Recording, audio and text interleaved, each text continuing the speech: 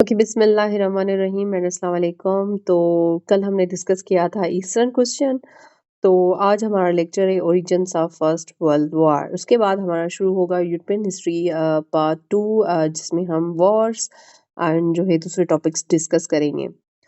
So number 1 is the rise of Germany as a power of the Europe, क्योंकि इसकी arm superiority हो गई थी, पॉलिटिकल हेजेमनी, क्योंकि जो अदर पावर्स थे ना उस टाइम के, लाइक फ्रांस, उसकी रिसेंटली डिफीट हो चुकी थी।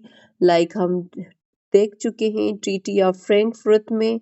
एंड उसके बाद जो है Russia has not been sufficiently recovered from the effects of her defeat in the Crimean War। वो भी जो है क्रीमियन वॉर के अभी जो इम्पैक्ट्स इफेक्ट्स उनमें से sufficiently उसकी रिकवरी नहीं हुई। And the other is Britain. Obviously, Britain was not interested to interfere in the continental affairs जब तक उसकी जो है सी की सुप्रीमेसी कोई चैलेंज नहीं करता। सो इटली था उसके बाद, क्योंकि हमने देखा था कि दोनों की यूनिफिकेशन साथ हुई थी, इटली की एंड जर्मनी की। So Italy was yet a young state. वो young state थी. Germany was only undisputed leader of the Europe in the year of 1871। वही जो है एक जर्मनी है जो एक अनडिस्प्यूटेड लीडर है यूरोप का in this period. And the international competition and the alliances, like Europe divide हो गया था टू ब्लॉक्स में। कंपटीशन था among these two blocks and the tragedy of war. और दूसरा ये था कि rivalry of France and Germany. Like हमने देखा था कि जो बैटल हुई थी, बैटल ऑफ सेडान, और उसके बाद जो है एक ट्रीटी साइन हुई थी जिसका नाम था ट्रीटी ऑफ फ्रैंकफर्ट, जिसमें जो है बहुत ज़्यादा बुरी डिफीट हुई थी, ह्यूमिलेशन हुई थी फ्रांस की। एंड उसी उसकी जो टेरिटरीज थी, specially the Alsace and the Lorraine, वो भी इनसे छीनी गई थी। And the relations of Germany, Prussia तो नहीं होगा because Prussia was a part of Germany, अब जर्मन एम्पायर बन गया है। So here it can be Austria. So cordial relations between the both, इनके जो है वो अच्छे रिलेशंस थे। Yes, here is the not the Prussia but the Russia, P को आप साइलेंट कर ले। सो दोनों के जो है वो कॉर्डियल रिलेशंस थे, because Prussia helped Russia in suppressing the Polish revolt, जो हम कंसर्ट ऑफ यूरोप में डिस्कस कर चुके हैं पोलिश रिवोल्ट को।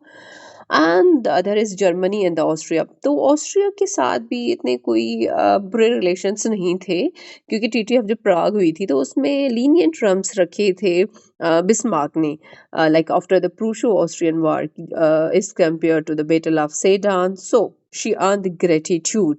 and the Germany and the Italy normal relations थे, क्योंकि थ्रू जर्मनी इटली ने एनेक्स किया था वेनेशिया को। and the Germany and England. So England showed neutrality in all the wars waged by the Prussia for the Germany। मतलब जो भी Prussia ने वॉर की थी, war with the Denmark, war with the Austria, war with the France, में सब ने England ने न्यूट्रलिटी मेंटेन की थी।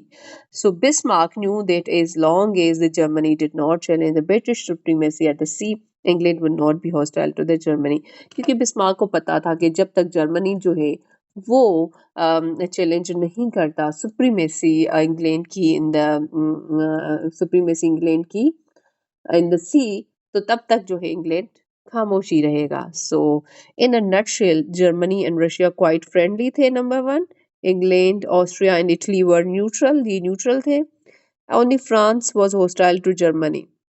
और हम इनकी हॉस्टिलिटी जो है 1800 में देखेंगे भी, वर्ल्ड वॉर 1 में, जब जो है यहाँ पे ट्रीटी साइन होगी जिसको कहा जाता है ट्रीटी ऑफ वर्साइल्स। और उस ट्रीटी में आप देखेंगे कि सेम वही होगा जो अभी फ्रांस के साथ हुआ है ट्रीटी ऑफ फ्रैंकफर्ट में, और वही जो है ह्यूमिलेशन होगी जर्मनी की, उसके ऊपर रिप्रेशंस लगाई जाएगी, टेरिटरीज भी से छीनी जाएगी, एल्सेस एंड लॉरेन।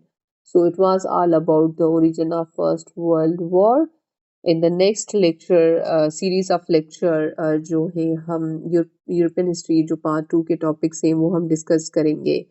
सो तब तक अल्लाह हाफिज and thank you so much for watching our lectures।